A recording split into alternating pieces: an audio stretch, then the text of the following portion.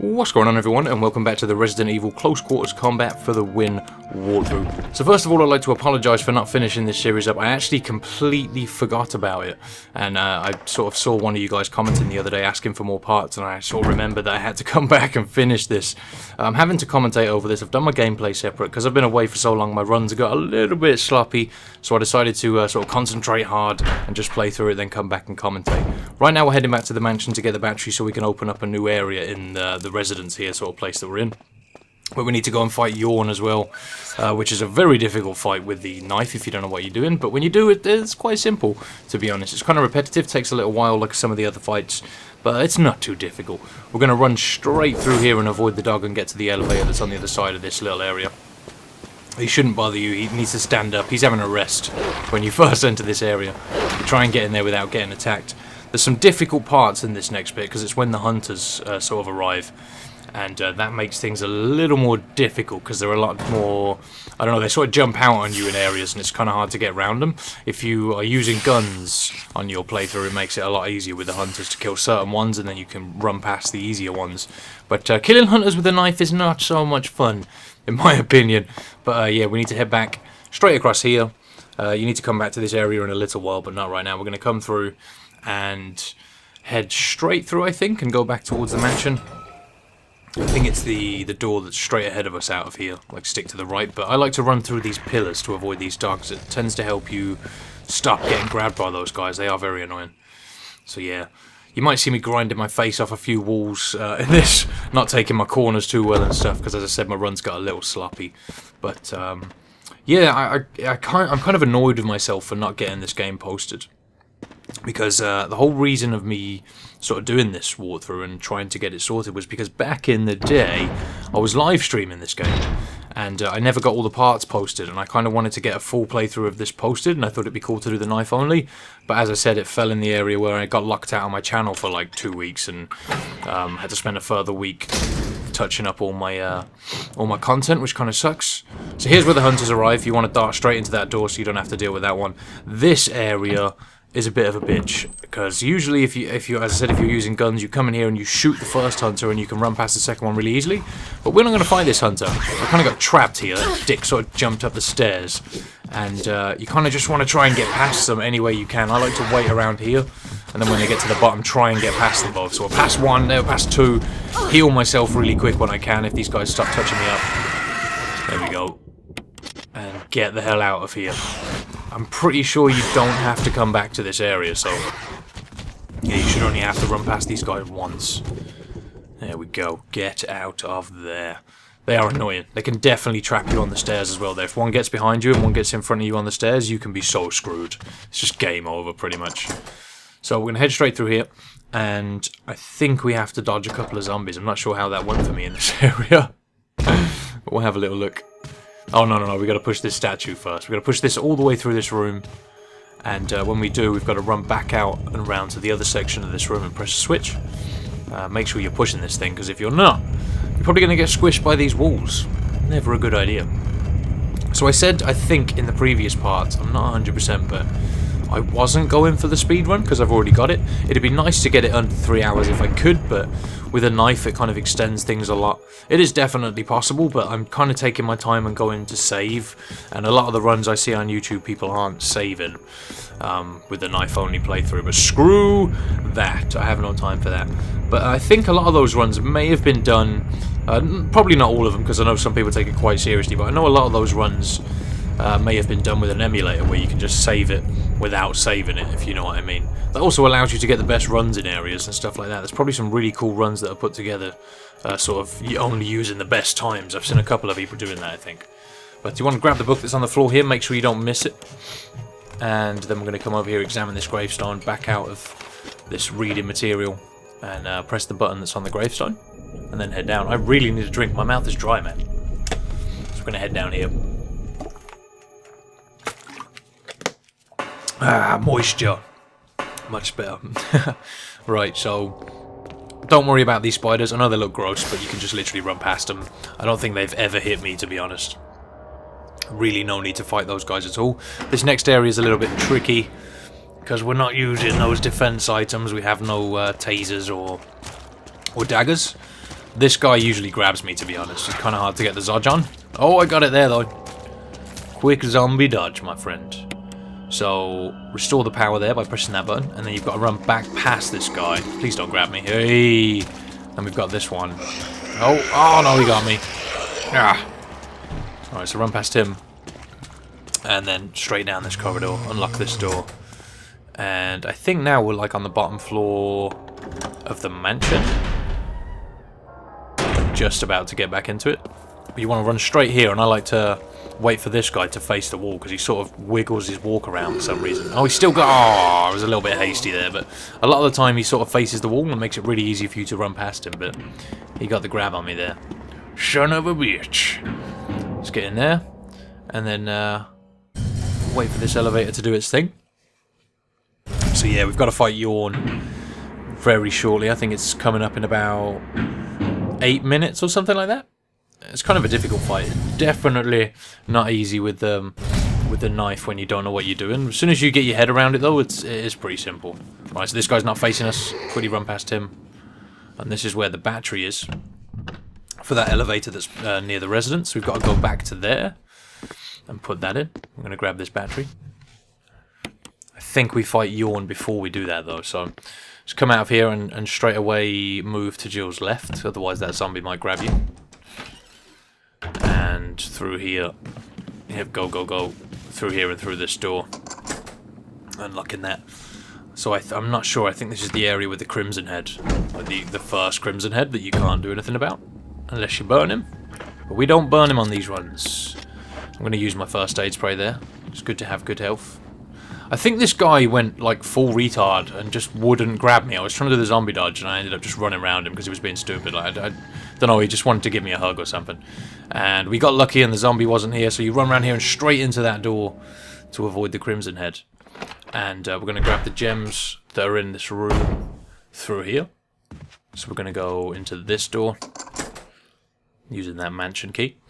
And if you want to get the good ending, you need to get both of these gems. If you want to save Chris, then you need to get both of these gems, basically. So I'm going to go ahead and get both of those. I'm going to try to get Chris and Barry, because I don't think I've done that yet. It's one of the achievements I need for this game. So turn off the switch right there. And you want to push both of these towards the further wall from the door, and then push them towards the sides where the jewels are. You'll see what I'm doing in a minute, but once you've done this, I want to make sure that that eagle thing up there is looking fully to the left, and then stick to the far side of the room like I am there. Climb up the other one so that the eagle doesn't move, because it sort of follows your motion, and then when you get up there, quickly grab the jewels. So we'll wait when we come out here for the eagle to turn all the way around, and you hear sort of that noise, and do the same again. Make sure you're hugging that wall. Don't pick up the dagger, and hop onto this cabinet thing and grab the other jewel. So we're going to go and use this yellow jewel straight away now to get the first MO disc. And there's 3 MO discs that you need to save Chris, and this is the earliest one. The other 2 are in the same area, but this one is a little earlier right here, so we need to grab it so we don't have to come back. It's a little bit of a detour, but like I said, if you want that disc, it's worth it. So we're going to run all the way through this corridor. Oh no, am I going to go save it or something? No, we're good. Right, so we're going to run all the way through this corridor, avoid these hunters as quick as you can, and through that far door. That one nearly had us, but we're going to have to run back past those guys. You don't have to, but it's quicker to... Oh! I completely messed up there.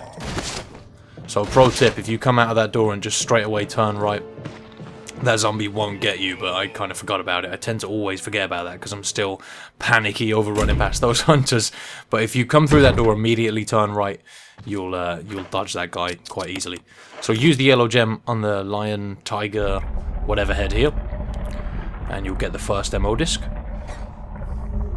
And grip that up, and then we're going to head back the way we came. So let's grab that and back out of this door. I'll let this thing turn around first. It's kind of annoying that we have to watch this, but never mind. So I think the blue gem, which is in the upper area of the dining floor, on our dining room, and sort of that statue you have to push off the edge or whatever, it gives you ammo, I'm pretty sure. So it's nothing necessary.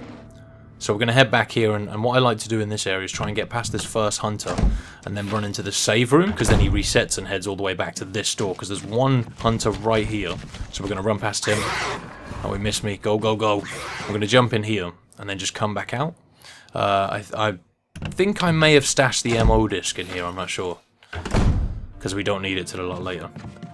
Yeah, let's quickly stash that away.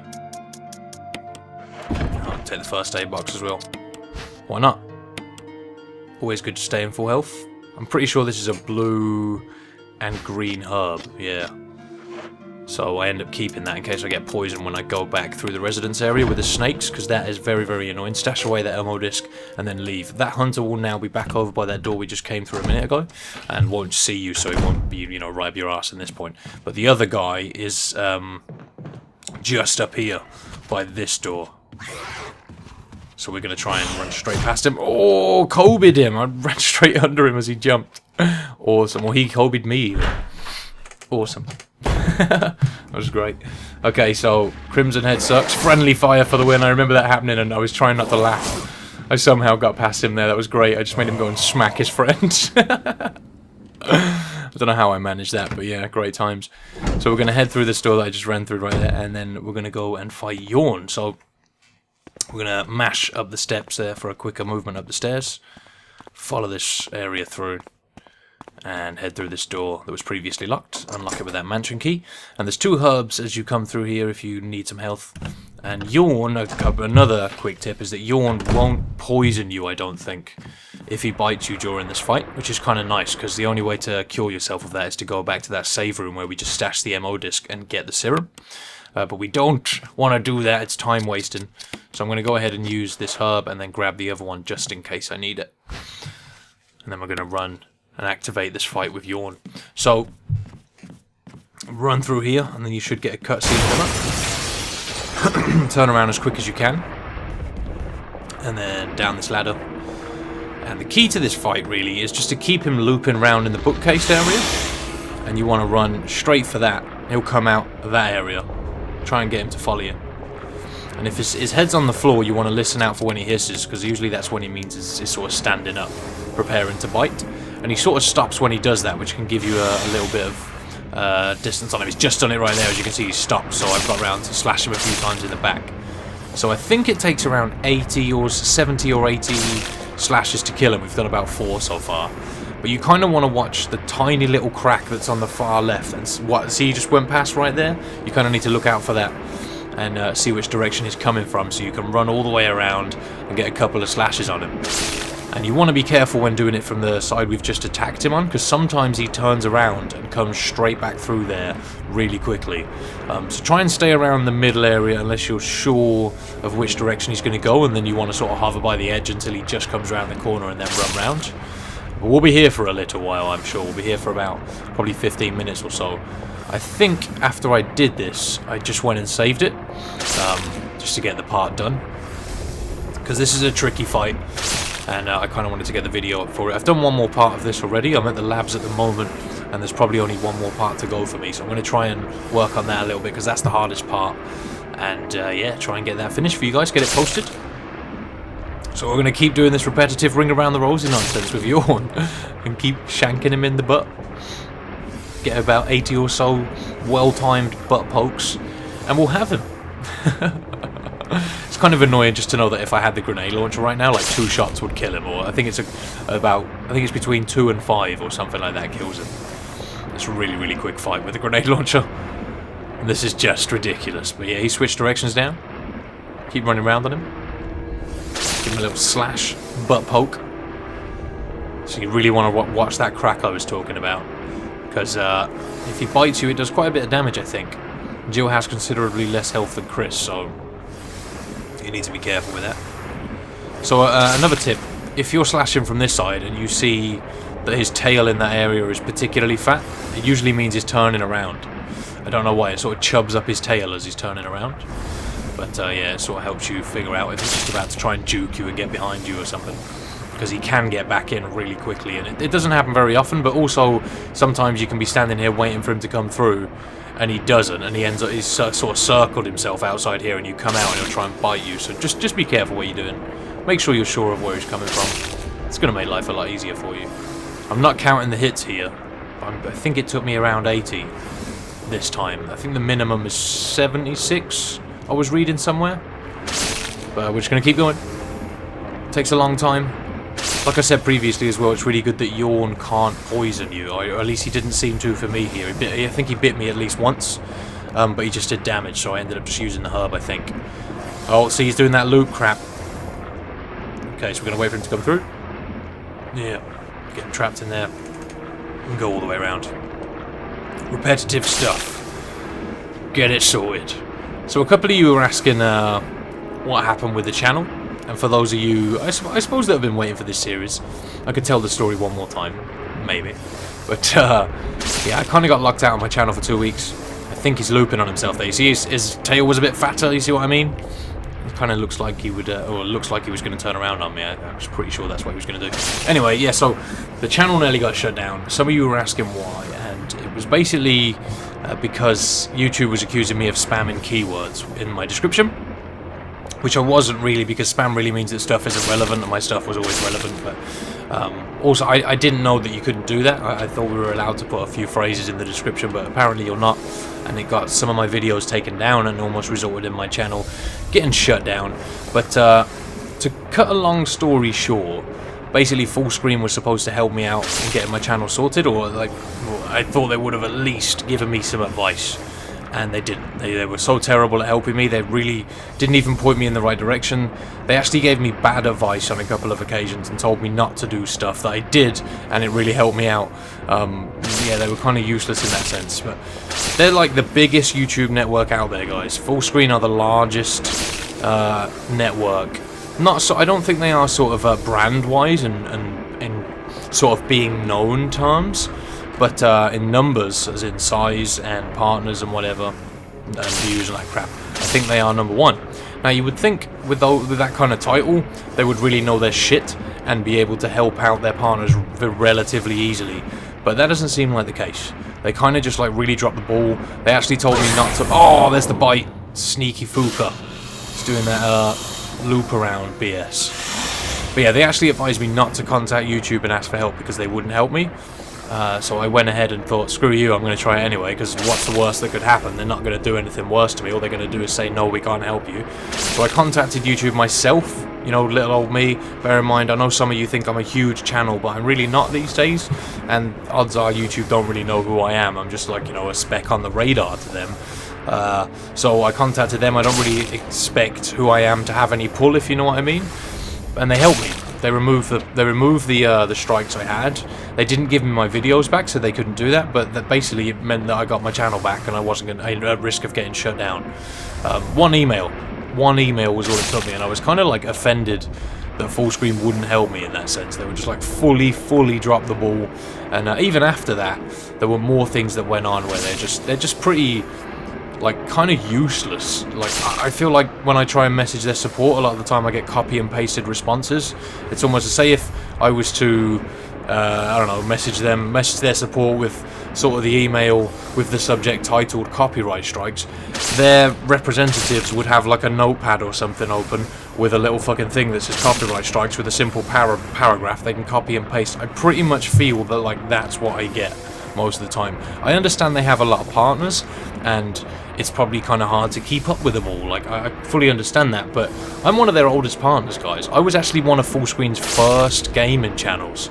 I guarantee the employees at Fullscreen don't even know that, because they seem to change all the time. It's probably not a good sign when your partner manager, who is supposed to be the person who helps me, changes like 3 times in 3 years. That means that, you know, these guys aren't keeping their jobs more than a year. People are leaving the company, and it doesn't say a lot about the company, really, you know, if employees are wanting to get out. That's my personal opinion. It's just like sort of a little bit of business experience I have. It sort of shines through there to me. But yeah, so I've decided to switch networks, and I'm going with someone else who can help me out more and hopefully push me in the right direction and do more for me and just help me, you know, like even if it's a little bit. Like Fullscreen are doing nothing to help me. If I had a network that was helping me a tiny bit, it would be more than Fullscreen is doing for me right now. And Machinima, as you know, if you said to someone who doesn't really know YouTube too well, do you know who Machinima are? They'd probably say yes, like most people know who they are. If you said, do you know who Fullscreen are? They'd be like, no. Do you know what I mean? Like, the potential for Machinima to actually help me is there, whereas I feel like Fullscreen it just isn't. And I'm not trying to disrespect them in any way, really. I'm just telling my personal experience and sort of the way they have, you know, not like treated me, because I don't expect like you know, them to treat me like some kind of fucking, you know, YouTube god or something, but you know, just a little bit of respect, a little bit of help here and then, it goes a long way. And when I first started actually with Fullscreen, there was a guy that was like that. He'd help me out as much as he could, but now like that guy's left the company, and I just feel like they don't really care. They really just aren't bothered. If any of you have ever heard of Only Use Me Blade, he's a guy with like 600k or something, 600,000 subscribers, a very popular guy, been around the YouTube scene for a long time. His channel got 3 strikes for a similar thing, that sort of the same sort of thing that I got. And he had his channel taken off him, and Fullscreen couldn't help him. I'm pretty sure he had to send all the emails and stuff himself and get it done himself as well. So I just think it's kind of disgusting that, you know, they don't have that pull. Oh, the question in my mind really is, did they even try? You know, or did they just tell me they tried and they didn't want to bother YouTube? I don't see what YouTube are going to do to them. The worst they're going to do is say no, right? But whatever. It is what it is, and Fullscreen's lost a good partner in my opinion there. I'm going to move over to hopefully better things, a better company. And if you guys know anything about YouTube, you'll know that Machinima is probably the better option. Some people would say don't go with a network, but there are bonuses to being with the right network and having the right contract with a network. And I know the ins and outs of YouTube pretty well, so I'd say I'm making the right move. But the main thing, one of the main things for me, is being a managed partner. If you don't know what a managed partner is, it's basically a partner that's with a network, and the network basically vouches for the partner to YouTube and says that this guy isn't infringing on copyright, he's doing everything within fair use, which I am really these days, and which means you don't get BS match third-party content from music in your videos and stuff like that, which happens to me a lot, especially from the intros and outros of games with credits music and intro music and stuff like that.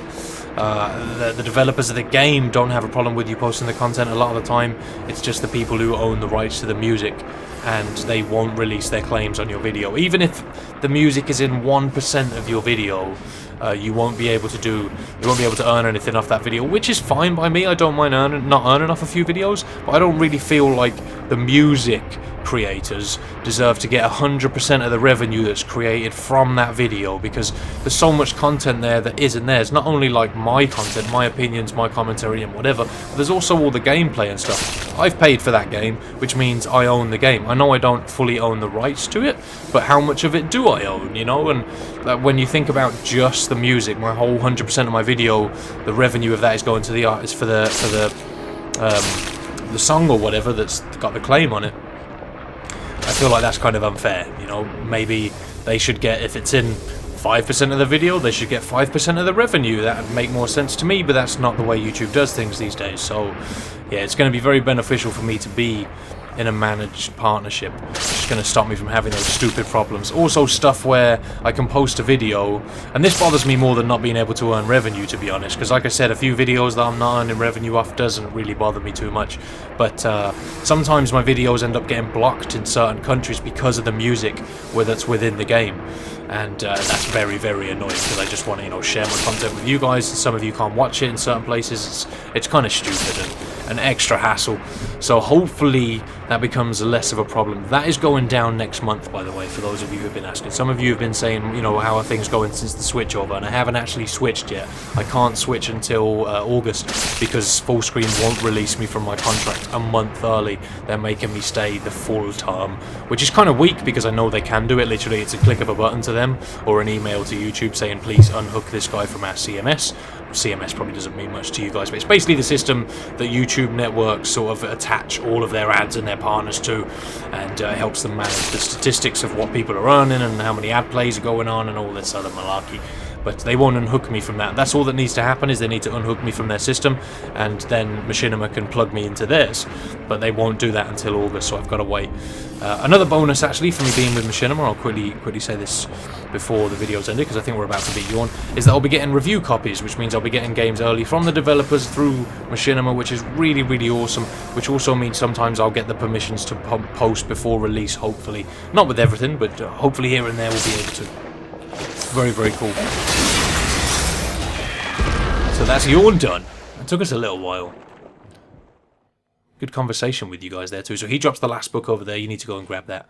Also, another bonus actually for being with Machinima is that they send people to E3 and stuff like that. They actually do things for their partners. I don't know if any of you have ever heard of Ghost Robo, but Machinima have done so much for him, and he's recommended them to me, saying that they've really cleaned up their act because they got kind of a bad rap a couple of years ago, and their reputation took a bit of a dive, I think. But you know, if he says to me that they're doing a lot better now and they're really pulling their weight, that's good enough for me, because he is a really legit guy. I know him a little bit and we've chatted in the past. He seems like a very straightforward kind of guy, and I don't think he would lie to me.